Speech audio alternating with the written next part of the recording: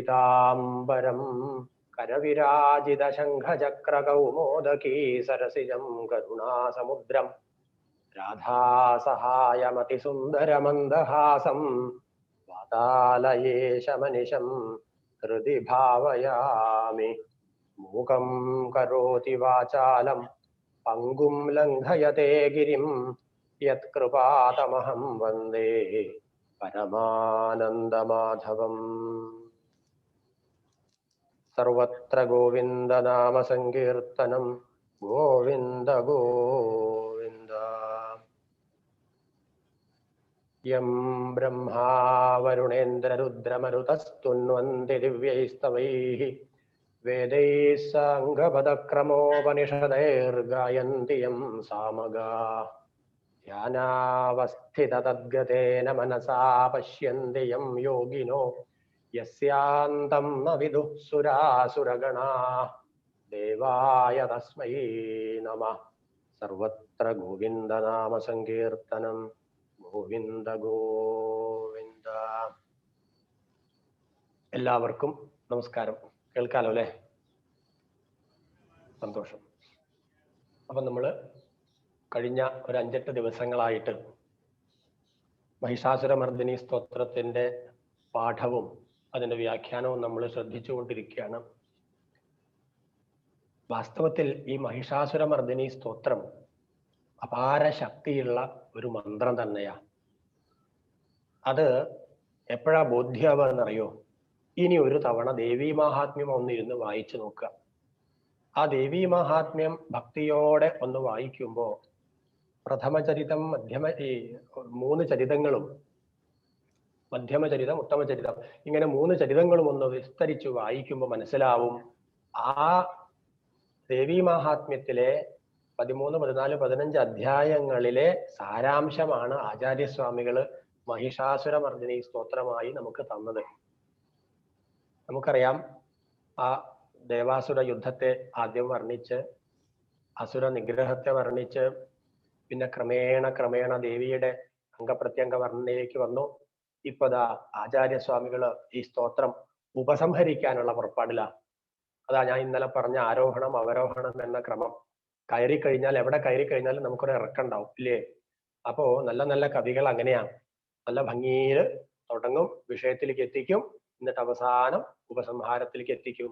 ഒരു പ്രബന്ധം പോലും, ഒരു എസ്സേ പോലും നമ്മൾ എഴുതുമ്പോൾ എന്ത് വേണം? ഉപക്രമോപസംഹാരവും അല്ലേ?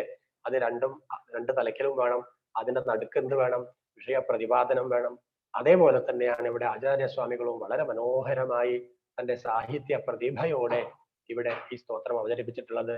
അപ്പൊ അതിന്റെ ഉപസംഹാര ഭാഗത്തിലേക്ക് കടക്കുകയാണ്. അപ്പൊ അവരുടെ ചില അപേക്ഷകൾ ആചാര്യസ്വാമികൾ അമ്മയുടെ മുമ്പിൽ വയ്ക്കുകയാണ്. അത്തരം 2 അപേക്ഷകൾ ഈ ശ്ലോകത്തിൽ നമുക്ക് കാണാൻ സാധിക്കും. ഏതായാലും നമുക്ക് ആ ശ്ലോകത്തിന്റെ ആലാപനത്തിലേക്ക് കടക്കാം. ശ്രീമതി മഹതി.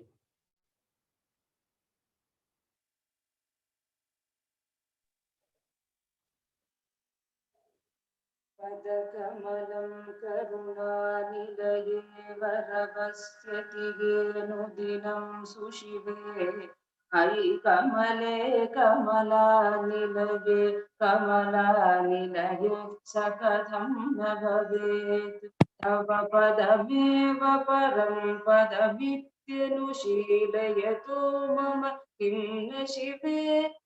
ജയ ജയ ഹേ महिषासुरमर्दिनि रम्यकपर्दिनि शैलसुते कनकलसत्कलसिन्धुजलैरनुषिञ्चति ते गुणरङ्गभुवं भजति स किं न शचीकुचकुम्भतटी परिरम्भसुखानुभवम्.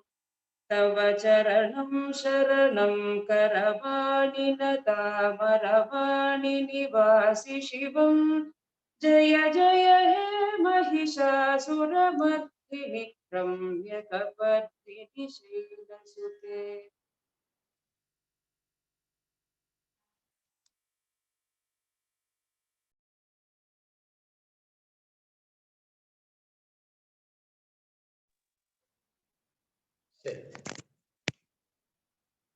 ഞാൻ ആ ശ്ലോകം കേൾക്കാൻ വേണ്ടി മൈക്കിന്റെ കണക്ഷൻ ഊരി വെച്ചതായിരുന്നു. അത് കേട്ടു, വളരെ മനോഹരം. ഉദ്ദേശിച്ചതിലും ഭംഗിയായിട്ട് നമ്മുടെ കാര്യങ്ങൾ മുമ്പോട്ട് പോകുന്നുണ്ട് എന്നറിഞ്ഞതിൽ ഒരിക്കൽ കൂടി സന്തോഷം അറിയിക്കുകയാണ്. ഒരു കാര്യം അറിയോ, നമ്മൾ ഏത് കാര്യത്തിനാണെങ്കിലും നമ്മൾ കൊടുക്കുന്ന ആത്മാർത്ഥതയാണ് അതിന്റെ വിജയത്തിന് ആധാരമായിട്ട് ഭവിക്കുക.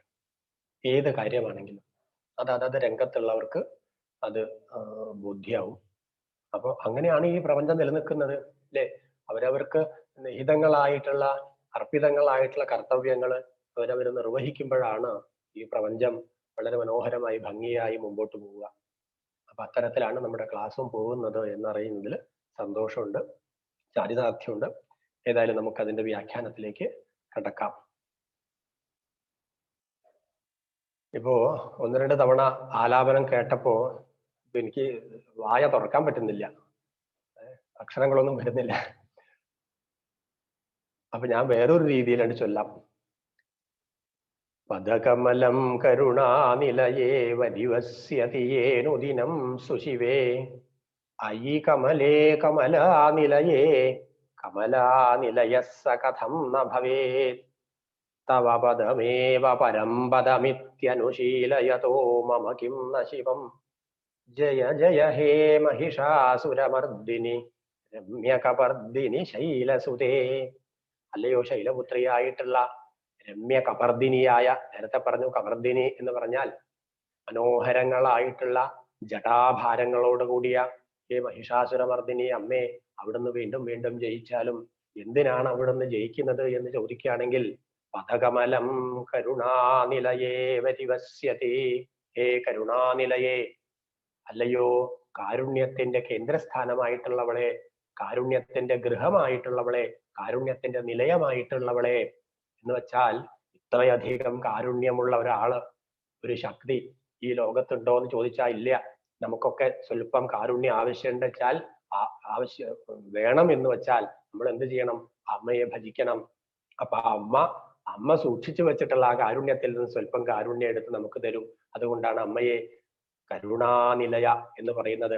അപ്പൊ അങ്ങനെയുള്ള കാരുണ്യത്തിന്റെ കേന്ദ്രസ്ഥാനമായിട്ടുള്ള അമ്മേ, എന്നിട്ട് ബാക്കി പറയാണ് യഹ അനുദിനം തേ പദകമലം വരിവസ്യതി.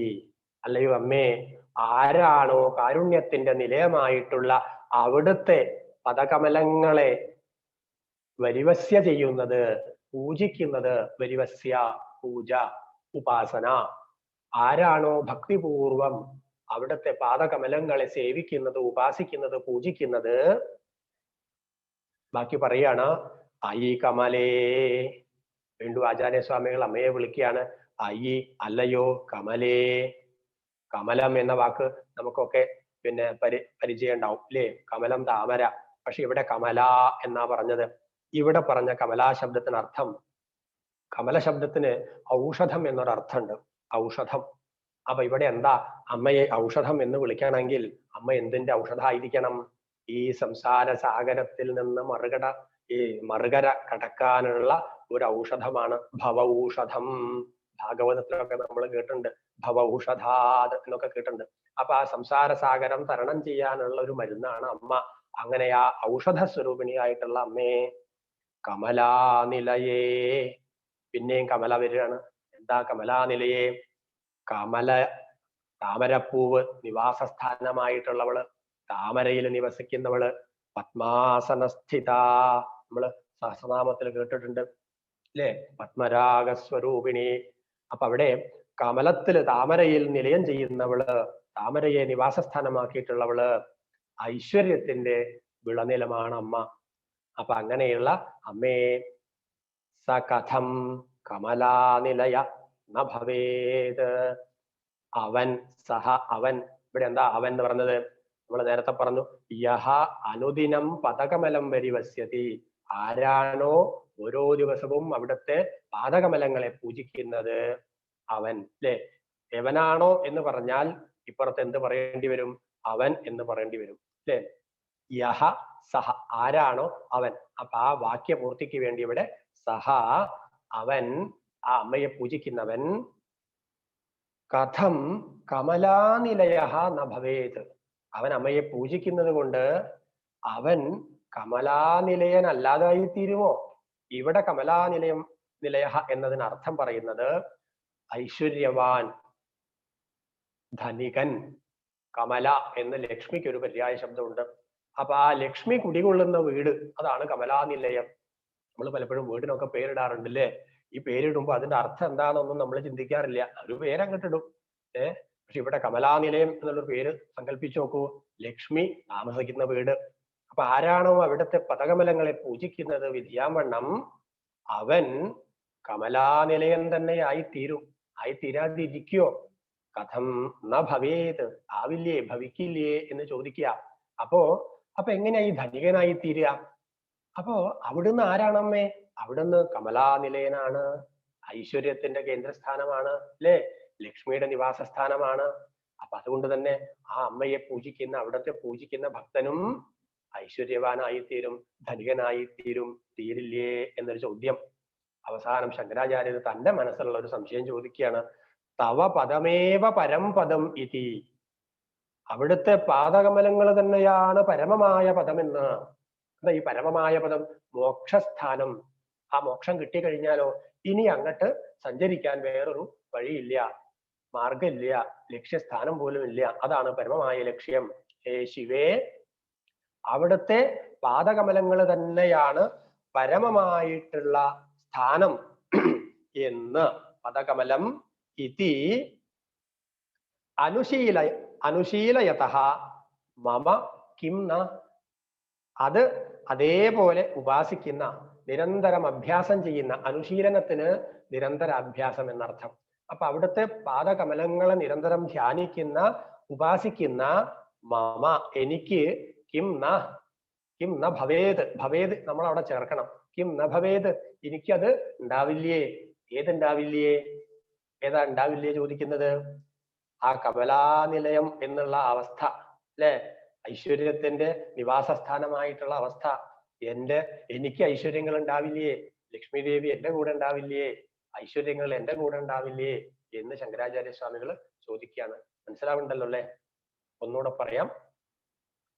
ഹേ കരുണാനിലയെ, അല്ലയോ കാരുണ്യത്തിന്റെ കേദാരമായിട്ടുള്ള അമ്മേ, യഹ അനുദിനം പതകമലം വരിവസ്യതി, ആരാണോ ഓരോ ദിവസവും അവിടുത്തെ പാദകമലങ്ങളെ ഉപാസിക്കുന്നത്, ഈ കമലേ, ഹേ ഭവ ഔഷധമേ, സംസാര സാഗരം തരണം ചെയ്യാനുള്ള മരുന്നായിട്ടുള്ളവളെ,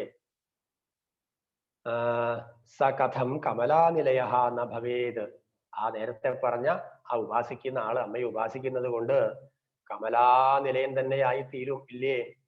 ലക്ഷ്മിവാനായിത്തീരും, ധനവാനായിത്തീരും ഇല്ലേ? ഹേ ശിവേ, അവിടെ ഹേ ശിവേ എന്നൊരു പ്രയോഗം പ്രയോഗിച്ചിട്ടുണ്ട് ഇടയില്. എന്താ ശിവ എന്ന് പറഞ്ഞാൽ ശിവന്റെ സ്വന്തം ആള് അല്ലേ? അങ്ങനെ ഒരു അർത്ഥം ഇതിലുണ്ട്, ശിവന് വേണ്ടപ്പെട്ട ആള്.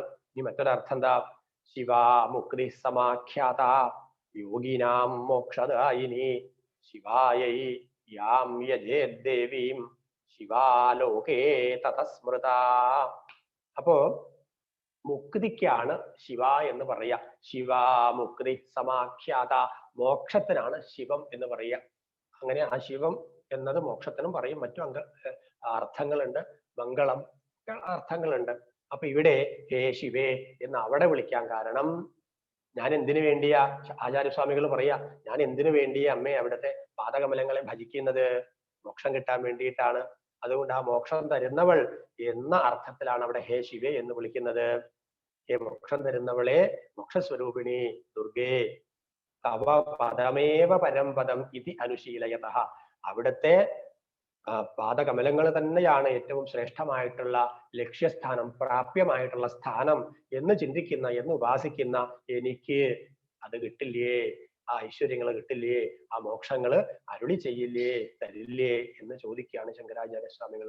സാമാന്യമായിട്ട് അതിന്റെ അർത്ഥം മനസ്സിലായിണ്ടാവുമെന്ന് വിചാരിക്കുന്നു. അങ്ങനെയാണെങ്കിൽ നമുക്ക് അടുത്ത ശ്ലോകത്തിലേക്ക് പോവാം. കനകല സത്കല സിന്ധുജലൈരനുഷിഞ്ചതി തേ ഗുണരംഗഭുവം ഭജതി സകിം ന ശചീകുചകുംഭതടീ പരിരംഭ സുഖാനുഭവം തവ ചരണം ശരണം കരവാണി നതാമരവാണി നിവാസി ശിവേ ജയ ജയ ഹേ മഹിഷാസുരമർദിനി രമ്യകപർദിനി ശൈലസുതേ. ഇവിടെ പറയാണ് കനകലസത്കല സിന്ധുജലൈഹി കനകലസത്കല സിന്ധുജലൈഹി കളസിന്ധുജലൈഹി കളകളാരവം മുഴക്കി ഒഴുകി വരുന്ന സിന്ധുജലത്താൽ. ഇവിടെ കളശബ്ദം, രവം ശബ്ദം എന്ന അർത്ഥമുണ്ട് കലയ്ക്ക്.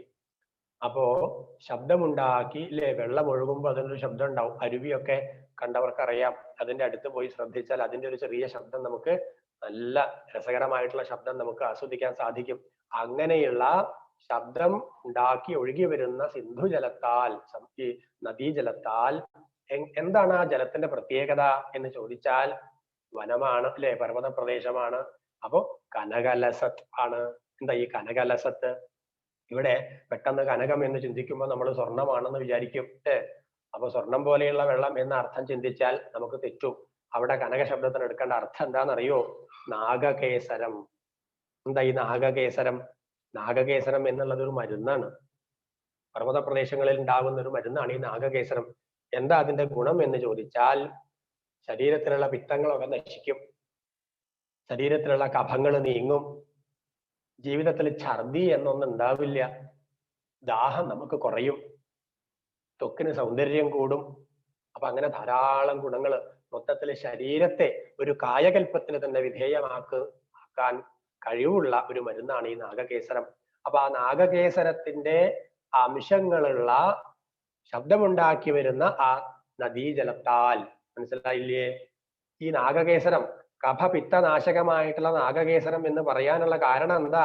അതറിയണമെങ്കിൽ അടുത്ത ശബ്ദം നമ്മൾ നോക്കണം. ഈ വെള്ളം കൊണ്ട് ഇനി എന്താ ചെയ്യാൻ പോണത് നോക്കൂ. കനകലസത്കല സിന്ധുജലൈഹി, ആ ജലത്തെ കൊണ്ട് തേ ഗുണരംഗഭുവം അനുഷിഞ്ചതി. ആരാണോ ആരാണോ തേ ഗുണരംഗഭുവം അനുഷിഞ്ചതി. അനുഷിഞ്ചതി എന്ന് പറഞ്ഞാൽ അഭിഷേകം ചെയ്യുക. ആരാണോ ഈ നാഗകേസരം ചേർന്നിട്ടുള്ള ഈ നല്ല ജലം കൊണ്ട്, നദീജലം കൊണ്ട് അവിടുത്തെ വിഗ്രഹത്തിൽ അഭിഷേകം ചെയ്യുന്നത്, മനസ്സിലായില്ലേ? അപ്പൊ ഭഗവാനെ അഭിഷേകം ചെയ്യിക്കുകയാണ് ആ ജലം കൊണ്ട്. അതുകൊണ്ട് തന്നെയാണ് അതിന് ഔഷധ ഗുണമുണ്ട് എന്ന് പറയുന്നത്, സങ്കല്പിക്കുന്നത്. മനസ്സിലായില്ലേ? ആ വിഗ്രഹത്തിന്റെ ആ ആരോഗ്യം നന്നാവാൻ, ശരീരം നന്നാവാൻ ഒക്കെ സങ്കല്പാണല്ലോ. മാനസപൂജ എന്നല്ലേ നമ്മൾ പറയാം. അപ്പൊ ആ സങ്കല്പം അനുസരിച്ച് ആ വിഗ്രഹം ഭംഗിയാവാൻ എന്ത് ചെയ്യാണ്? ഗുണരംഗഭുവം. എന്താ ഈ ഗുണരംഗഭുവം? സാത്വികവും രാജസവും താമസവുമായിട്ടുള്ള ആ 3 ഗുണങ്ങൾ, അല്ലെങ്കിൽ ഈ പ്രപഞ്ചത്തിലുള്ള സകല ഗുണങ്ങളുടെയും നാട്യസ്ഥാനമാണ് രംഗഭൂമി എന്ന് നമ്മൾ സംഗീത ഈ നൃത്തരംഗത്തൊക്കെ പറയാറുണ്ട് അല്ലെ, രംഗഭൂമി. അപ്പൊ സകല ഗുണങ്ങളുടെയും രംഗഭൂമിയായിട്ടുള്ള അവിടുത്തെ ആ ശരീരം, വിഗ്രഹം എന്നെടുത്താൽ മതി. ഉപാസിക്കുന്നവന്റെ മുമ്പിൽ എന്താണുള്ളത്? വിഗ്രഹമാണുള്ളത്. അപ്പൊ അവിടുത്തെ വിഗ്രഹത്തിൽ ആരാണോ ഈ നദീജലം കൊണ്ട് അഭിഷേകം ചെയ്യുന്നത്, സഹാ അവൻ ശചീ കുചകുംഭതടീ പരിരംഭ സുഖാനുഭവം കിം ന ഭജതി. അവൻ ശചീദേവിയുടെ കുംഭങ്ങളെ പരിരംഭണം ചെയ്യുന്ന സുഖാനുഭവം കിം ന ഭജതി, അവനത് കിട്ടില്ലേ? ആ ശചീദേവിയുടെ ആശ്ലേഷ സുഖം എന്ന് വെച്ചാൽ എന്താ അർത്ഥം? ഇവിടെ സാഹിത്യാണ്. അപ്പൊ അതിന്റെ അർത്ഥം എന്താ? അതുകൊണ്ട് എടുക്കേണ്ടുന്ന അർത്ഥം എന്താ? ഇന്ദ്രപദവി അല്ലെ. ശചീദേവിയെ ആശ്ലേഷിക്കുന്ന ആളാരാണ്? ദേവേന്ദ്രനാണ്. അപ്പൊ ആ ഒരു സുഖാനുഭവം കിട്ടുന്ന ആള് ദേവേന്ദ്രൻ തന്നെയാണ്. അപ്പൊ ആ ഇന്ദ്രപദവി കിം ന ഭജതി, ഭജിക്കില്ലേ? ഇന്ദ്രപദവി കിട്ടില്ലേ എന്ന് ചോദിക്കുക.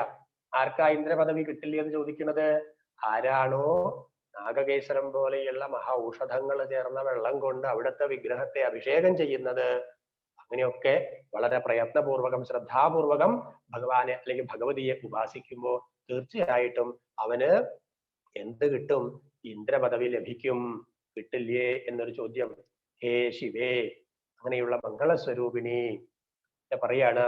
നതാമരവാണി നിവാസി അഹം തവ ചരണം ശരണം കരവാണി. ഹേ ശിവേ, അല്ലയോ മംഗളസ്വരൂപിണി. നതാമരവാണി, നത എന്ന് പറഞ്ഞാൽ നമിച്ചിട്ടുള്ള, തല കുനിഞ്ഞിട്ടുള്ള, നമസ്കരിച്ചിട്ടുള്ള. ആര്? അമരവാണി. അമരവാണി എന്ന വാക്കിന് പ്രത്യക്ഷമായിട്ടൊരു അർത്ഥം പറയണം വെച്ചാൽ നമ്മൾ സംസ്കൃത ഭാഷ എന്ന് പറയും. ഇവിടെ വാക്ക് എന്ന അർത്ഥം എടുക്കുക. വാണി വാക്ക്, അമരവാണി. ആ മരണമില്ലാത്ത വാക്ക് അല്ലെ, വാക്കിന് മരണമില്ല എന്നാ പറയാ. ഒരിക്കലൊരു വാക്ക് നമ്മുടെ വായിൽ നിന്ന് പുറത്തേക്ക് വീണ് കഴിഞ്ഞാൽ അത് തിരിച്ചെടുക്കാൻ പറ്റുമോ? അത് മരണമില്ല, അത് അവിടെ നിൽക്കും അല്ലേ. അതാണ് പലപ്പോഴും നമ്മൾ മറ്റുള്ളവരോട് സംസാരിക്കുമ്പോൾ ഈ കുത്തുവാക്കുകളൊന്നും അധികമായിട്ട് പറയരുത്. കാരണം പറഞ്ഞത് അവിടെ സ്റ്റോക്ക് ചെയ്യും. ഈ പറഞ്ഞ വാക്കും പഴയ ചാക്കും ഒരുപോലെയാണ് അല്ലെ. കൊടുത്താൽ പിന്നെ തിരിച്ചു കിട്ടില്ല. പഴയ ചാക്കുണ്ടോ എന്ന് അന്വേഷിച്ച് വരുന്നവർ നിങ്ങൾക്ക് അറിയില്ല. ഇപ്പൊ വടോദരയിലോ തിരുവനന്തപുരത്തോ ഒന്നും അങ്ങനെ അനുഭവം ഉണ്ടാവില്ല. ഈ നാട്ടിൻ പ്രദേശത്ത് ഞങ്ങൾക്ക് നല്ല അനുഭവമുണ്ട്. കടയിൽ പോലും പഴയ ചാക്ക് അന്വേഷിച്ച ആൾക്കാർ വരാറുണ്ട്. കൊടുത്തവർക്കേ കൊടുത്താൽ പിന്നെ തിരിച്ചു കിട്ടില്ല. അപ്പൊ അങ്ങനെ നതാമരവാണി, ഭാഷയാൽ നമിക്കപ്പെട്ടവൾ. വാണി വാക്കാണ്, വാക്കിനാൽ നമിക്കപ്പെട്ടവൾ. എങ്ങനെയാ വാക്കിനാൽ അമ്മ നമിക്കപ്പെടുക എന്ന് ചോദിച്ചാൽ നമ്മൾ പറയുന്നുണ്ട് അല്ലെ.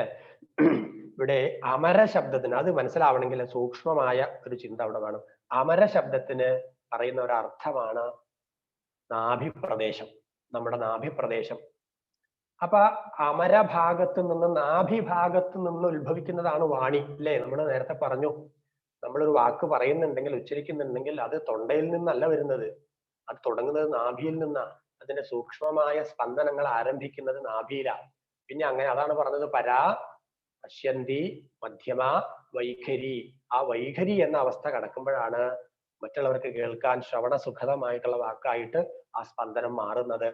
അപ്പൊ അങ്ങനെയുള്ള പരാ പശ്യന്തി മധ്യമ വൈഖരി തുടങ്ങിയ വാഗ്ദേവതകളാൽ സങ്കല്പങ്ങളാൽ വാക്സങ്കല്പങ്ങളാൽ ഉപാസിക്കപ്പെടുന്നവളാണ് അമ്മ. മനസ്സിലായില്ലേ? ഇപ്പൊ എത്ര വിസ്തൃതമാണ് ആ ചെറിയൊരു പദത്തിന്റെ അർത്ഥം. അങ്ങനെ ഉപാസിക്കപ്പെടുന്ന അമ്മയെ പിന്നെ പറയാണ് നിവാസി. നിവാസം എന്ന് പറഞ്ഞാൽ താമസിക്കുക, വസിക്കുക എന്നൊക്കെയാണ്, തങ്ങുക എന്നൊക്കെയാണ് സാമാന്യമായ അർത്ഥം. ഇവിടെ നമ്മൾ ഒന്ന് ചെറിയൊരു പോസ്റ്റ്മോർട്ടം നടത്തി നോക്കേണ്ടി വരും. എന്താ അവിടെ പറയുന്ന അർത്ഥം? വാസനം ചെയ്യുന്നവള് അല്ലേ. വസ്ത്രം എന്ന വാക്ക് വന്നത് എങ്ങനെയാ? മറയ്ക്കുന്നത് കൊണ്ടാ അല്ലെ. ശരീരത്തെ മറയ്ക്കുന്നത് കൊണ്ടാണ്, വാസനം ചെയ്യുന്നത് കൊണ്ടാണ് വസ്ത്രം എന്ന വാക്ക് വന്നത്. ഇവിടെ എന്താ നിവാസി എന്ന വാക്കിന് അർത്ഥം കൽപ്പിക്കേണ്ടതെന്ന് ചോദിച്ചാൽ മറച്ചു വെക്കുക. മറച്ചു വെക്കുന്നവളെ ആരെയാ അവിടെ മറച്ചു വെക്കുന്നത്? ബ്രഹ്മഭാവത്തെ മറച്ചു വെക്കുക, ഈശ്വരീയ ഭാവത്തെ മറച്ചു വെക്കുക. എന്തുകൊണ്ട്? തന്റെ മായ കൊണ്ട് അല്ലെ. തന്റെ മായ കൊണ്ട് ഈശ്വരീയ ഭാവത്തെ മറച്ചു വെക്കുക. അതെന്തിനാ മറച്ചു വെക്കുന്നത്? എല്ലാവർക്കും കൂടെ കാണിച്ചു കൊടുത്തൂടെ എന്നാണെങ്കിൽ അതാ ഇന്നലെ പറഞ്ഞത്, പാത്രത്തിലെ വിളമ്പാവൂ, ചോദിച്ചു വരുന്നവനെ കൊടുക്കാവൂ.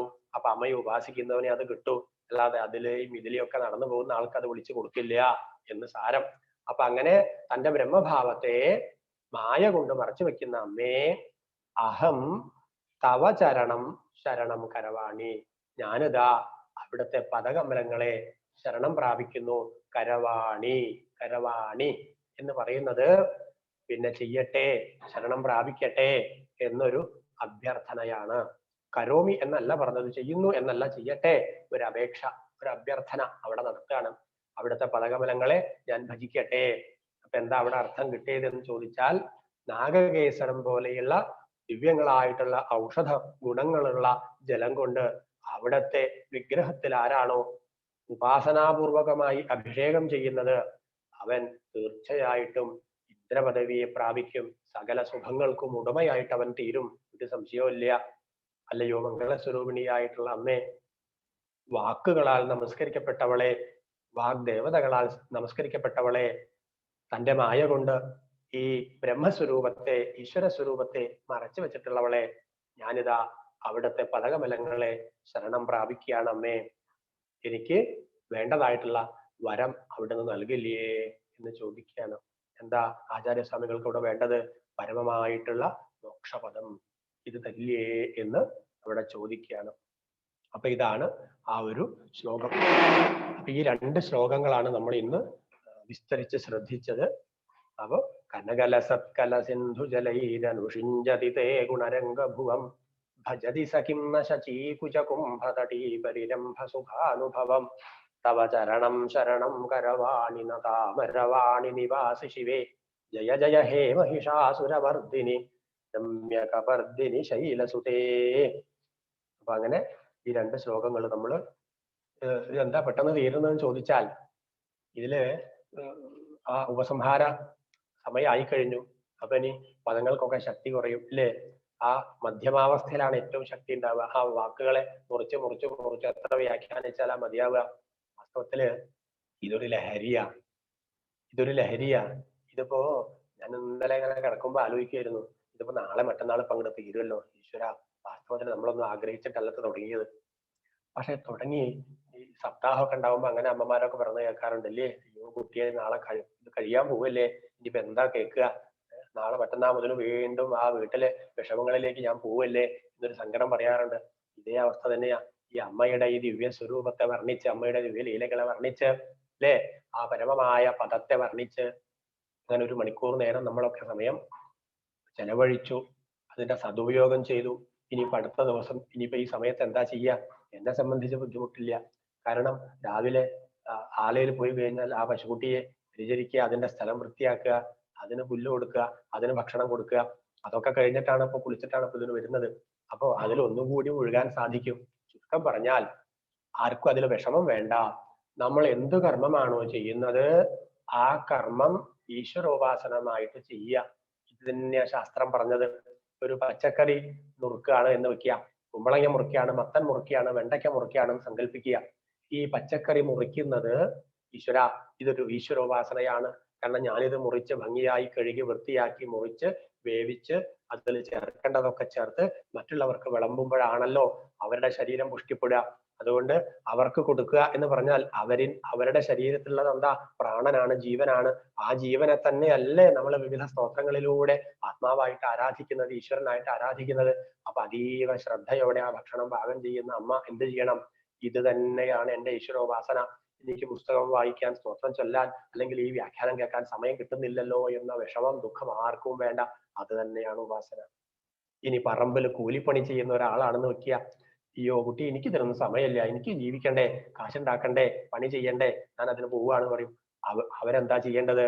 ആ കൈക്കോട്ട് കൊണ്ട് ചെയ്യുമ്പോഴാണെങ്കിലും മറ്റു ആയുധങ്ങളെ കൊണ്ട് ഭൂമിയിൽ പണിയെടുക്കുകയാണെങ്കിലും അതാണ് അവരുടെ ഈശ്വരോപാസന. മനസ്സിലായില്ലേ? അതാണ് ഭഗവാൻ പറഞ്ഞത്, യോ യദിച്ഛസി തസ്യ തത്. ആര് എന്താണോ ആഗ്രഹിക്കുന്നത് അവർക്കത് കിട്ടും. ആലോചിച്ച് നോക്കൂ, ഏകാഗ്രമായി ഏത് പ്രവൃത്തി ചെയ്യുന്നവരുടെയും മുഖത്തേക്ക് നോക്കിയാൽ ഒരു ഐശ്വര്യം ഉണ്ടാവും, ഒരു തേജസ് ഉണ്ടാവും, അല്ലേ? ഇത് ആർക്കാനും വേണ്ടി ഓക്കാനിക്കുക എന്ന് പറയും. നമ്മുടെ പച്ച മലയാളത്തിൽ ഒരു ഭാഷയുണ്ട്. ഒരു വഴിപാടായിട്ട് ചെയ്യുക, മറ്റുള്ളവരെ ശപിച്ചുകൊണ്ട് ചെയ്യുക, അല്ലേ? ഇപ്പൊ ഭക്ഷണമൊക്കെ പാചകം ചെയ്യുമ്പോൾ പ്രത്യേകിച്ചും നല്ല മനസ്സോടെ ചെയ്തിട്ടില്ലെങ്കിൽ ആ ദുഷിപ്പ് ആ ഭക്ഷണത്തിൽ ഉണ്ടാവും. അത് കഴിക്കുന്നവർക്കും അത് ബാധിക്കും. ചില വീട്ടിലൊക്കെ കണ്ടില്ലേ, കുട്ടികൾ ഇങ്ങനെ എല്ലൊക്കെ ഉന്തി ഗ്രഹണി പിടിച്ച്, അല്ലേ, ആകെ കണ്ടു കഴിഞ്ഞാൽ ഒന്ന് നമസ്കരിക്കാൻ തോന്നും, അല്ലേ? നമുക്ക് ഓർമ്മ വരും ആരാ? ആ ഭാഗവതത്തിലെ ദശമസ്കന്ധത്തിലെ 80-ാമത്തെ അധ്യായം ഓർമ്മ വരും, സുധാമാവിന് ഓർമ്മ വരും. അപ്പൊ അങ്ങനെ ആവാൻ കാരണം എന്താ ചോദിച്ചാൽ, തിന്നാൻ കൊടുക്കുന്നില്ലേ? തിന്നാൻ കൊടുക്കുന്നുണ്ട്, പക്ഷെ അത് പുഷ്ടിപ്പെടുന്നില്ല. എന്താ പുഷ്ടിപ്പെടാതിരിക്കാൻ കാരണം? പൂർണ്ണ മനസ്സോടെ ആവില്ല അത് നൽകുന്നത്. അമ്മയാണ് സംഗതിയൊക്കെ ശരിയാ, പക്ഷെ അത് ഉണ്ടാക്കുന്ന സമയത്തും അത് നൽകുന്ന സമയത്തുള്ള മാനസികമായ ഭാവത്തിന് പ്രാധാന്യമുണ്ട്. അത് നമ്മൾ മനസ്സിലാക്കണം. അപ്പൊ മഹിഷാസുരമർദ്ദിനി സ്തോത്രമാണെങ്കിലും മറ്റേത് കൃതിയാണെങ്കിലും അത് ചൊല്ലുന്ന സമയത്തുള്ള ആ ഭാവം, ഞാനൊന്നുമല്ല, എനിക്ക് എന്തായി തീരണം, പരമമായിട്ടുള്ള മോക്ഷപദത്തിലേക്ക് എത്തിച്ചേരണം, ഈ ഒരു ഭാവം നമ്മുടെ മനസ്സിലുണ്ടാവണം. എന്തിനാ മോക്ഷപദത്തിൽ എത്തിച്ചേരുന്നത്? വീണ്ടും വീണ്ടും ഈ പ്രപഞ്ചത്തിൽ ജനിച്ച് പുല്ലായിട്ടും പുഴുവായിട്ടും പുരുഷനായിട്ടും ഒക്കെ ജനിച്ച് ഇവിടത്തെ ഈ സുഖദുഃഖങ്ങളിൽ അതിനൊരു പാത്രമായി തീരുക, അനുഭവിക്കാനുള്ള കാരണമായി തീരുക. അങ്ങനെ ആകുമ്പോൾ വീണ്ടും നമുക്ക് ജന്മെടുക്കേണ്ടി വരും. എന്നാലോ ഇതൊന്നൊക്കെ മനസ്സിനെ മെല്ലെ മെല്ലെ പിന്തിരിപ്പിച്ച് ഒരൊറ്റയടിക്ക്, ഇവരൊക്കെ എല്ലാവരും ഇങ്ങനെ പറയുന്നുണ്ട്, പ്രഭാഷണത്തിൽ ഇങ്ങനെ പറഞ്ഞിട്ടുണ്ട്, ഞാനിതാ ആ പരമമായ പദത്തിലേക്ക് സഞ്ചരിക്കുകയാണ് എന്ന് പറഞ്ഞ് ആരും പുറപ്പെടുന്നും വേണ്ട. വീട്ടിലിരുന്നു കൊണ്ട് ഒരു 60 വയസ്സ് കഴിഞ്ഞാൽ അമ്മമാര് എന്ത് ചെയ്യണം, അച്ഛന്മാര് എന്ത് ചെയ്യണം? ഇത് ഞാൻ പറയല്ല, ശാസ്ത്രം പറയാണ്. ഒരു 60 വയസ്സ് കഴിഞ്ഞാൽ മാതാപിതാക്കൾ എന്ത് ചെയ്യണം? പ്രായപൂർത്തിയായ മക്കളെ ഗൃഹഭാരം ഏൽപ്പിക്കണം. അവര് ചെയ്യട്ടെ. അവര് ചെയ്യുമ്പോ അത് നോക്കിയിരിക്കുക, അതിൽ ഇടപെടാൻ പോകരുത്. ഇടപെടുമ്പോഴാണ് അവിടെ അഭിപ്രായ വ്യത്യാസങ്ങൾ ഉണ്ടാവുക. അതിലെന്തെങ്കിലും പാകപ്പിഴകൾ കാണുമ്പോ, വ്യത്യാസങ്ങൾ കാണുമ്പോ അത് സ്നേഹത്തോടെ തിരുത്തി കൊടുക്കുക. അവിടെയും ചീത്ത പറഞ്ഞ് തിരുത്തിയാൽ ചിലപ്പോൾ തിരിച്ചു ചീത്ത പറഞ്ഞൊന്നും വരും, അല്ലേ? പ്രായത്തിന്റെ പ്രത്യേകതകളാണ്. അപ്പൊ അങ്ങനെ ഗൃഹം ഒന്ന് വീക്ഷിച്ചു കൊണ്ടിരിക്കുക.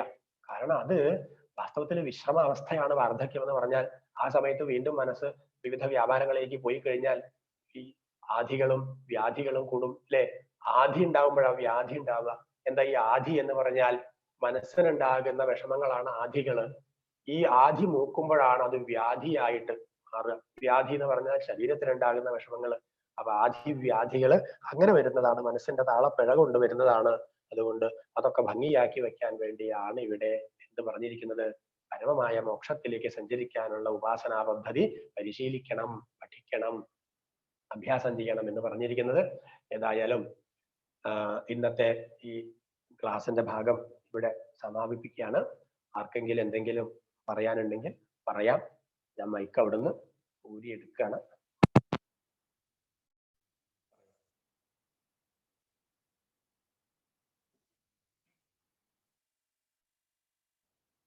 ചേട്ടാ